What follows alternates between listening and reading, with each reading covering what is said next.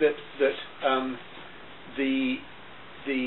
one could put it in David Marquand's terms, the historic Whig imperialist and Labour democratic centralist post-1945 tradition did draw upon a belief in Parliament, in the House of Commons, even to some degree the Lords, as being, there was a belief in a worship, in a certain way, a civil worship of Parliament, and was often quite mythical.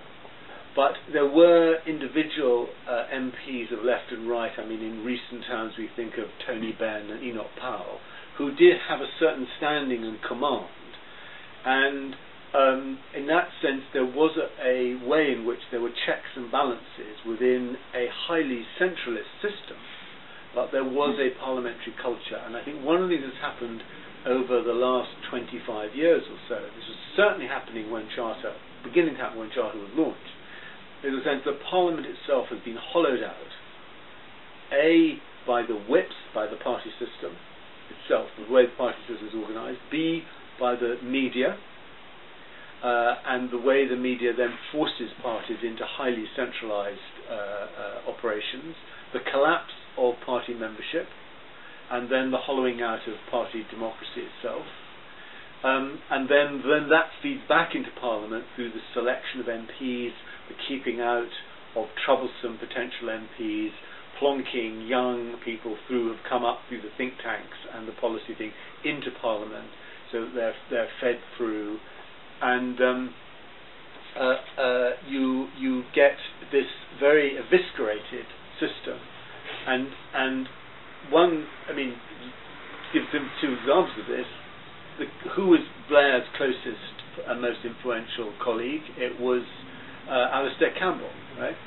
Who is Brown's? It's Lord Mandelson, plonked back in, and that's evidence that people now see there as an executive, but they no longer feel even that traditional parliamentary. I would have been very critical of the old Parliament, but nonetheless, it was in a way to some degree there were checks and balances within the old order which have gone. I mean, in some ways, what you're talking about is a very British phenomenon. We have always, through the history of the British state, modernised bits and left others. We're doing a little project which Bethan's running, which is on comparing what we call the second level government. So the next level in a country which is actually elected. Now in Scotland, Wales, Northern Ireland, London, Essex County Council, it's a strange mix. And you find these little anomalies sprinkled through it. We never abolished the metropolitan counties. They don't exist anymore, but we never abolished them. So they're kind of in this zombie land out there. There is actually, the metropolitan county of Greater Manchester exists in some parallel universe. It still has a Lord Lieutenant of it. It has various bits and pieces. Sheriffs. And, it has sheriffs, all these kind of strange things, but it doesn't exist because somebody's modernised a bit and just left a bit. And what the government has done, and you have to say they've done some things which are good. They brought in, yes, the Freedom of Information Act, and they plonked it there, but they haven't changed other things around it. They brought in other things, Scotland and Wales, but haven't changed the rest. We just don't do systemic change. Now, sometimes that produces wonderful diversity.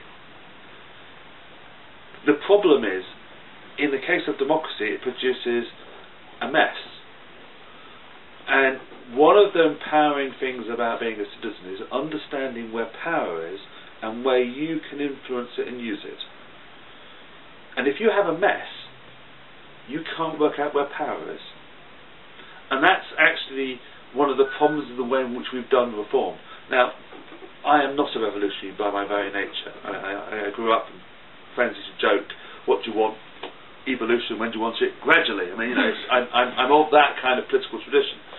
But unless we actually have a systemic change, then you will have a constitution and a democratic system which is only understood and operated by either professional politicians or by professional lobbyists.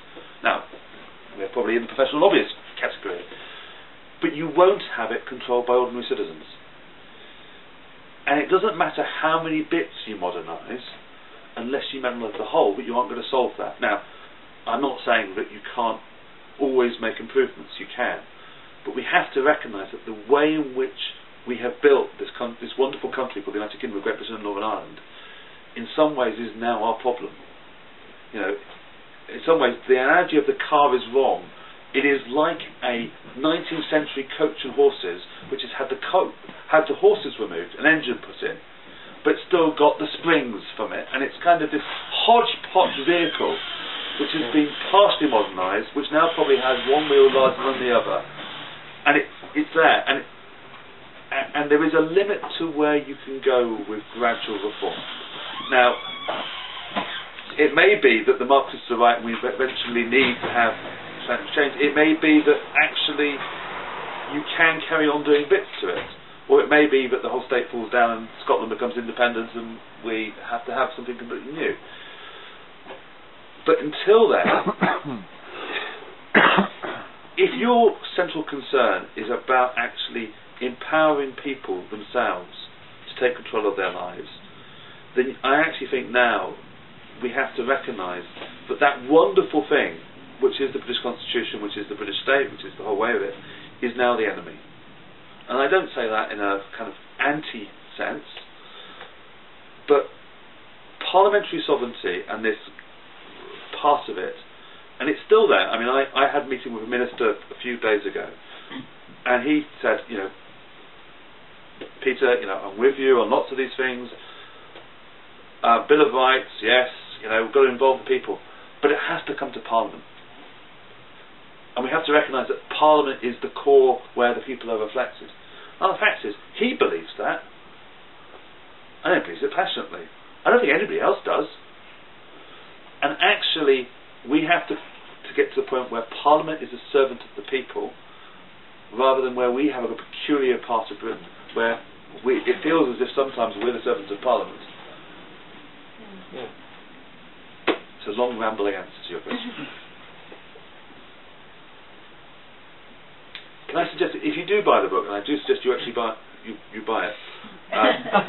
need your money. And Bethan did tell me to plug it. Yes, I think the interesting thing about it, and one of the things, if you look at the 1980s, democracy in the 1980s on democratic reform, human rights, was a centre-left phenomenon. You know, it was social democrats, liberals, others on that type of politics. And if you went to the Conservative Party conferences, you found no interest in it. And if you wrote to government ministers, and I was around at the time, and you wrote to government ministers, you got very nice polite letters. Conservatives are always very polite. You got polite letters back, which basically said, there's nothing wrong with British democracy, thank you very much. You know, you didn't have to do long responses, because the responses you got back were always very short. There is now a very interesting thing in the Conservative Party. There are people in the Conservative Party who are revolutionary. They're not the mainstream, and I think they're completely bonkers. But, and one of them is written in this book, someone who I actually like generally, a guy called Douglas Carswell, and you will find that he draws on the levellers. Now, for people on the left, that would be very strange, but you have conservative politicians, and actually the fact that now we actually have a conjunction in politics where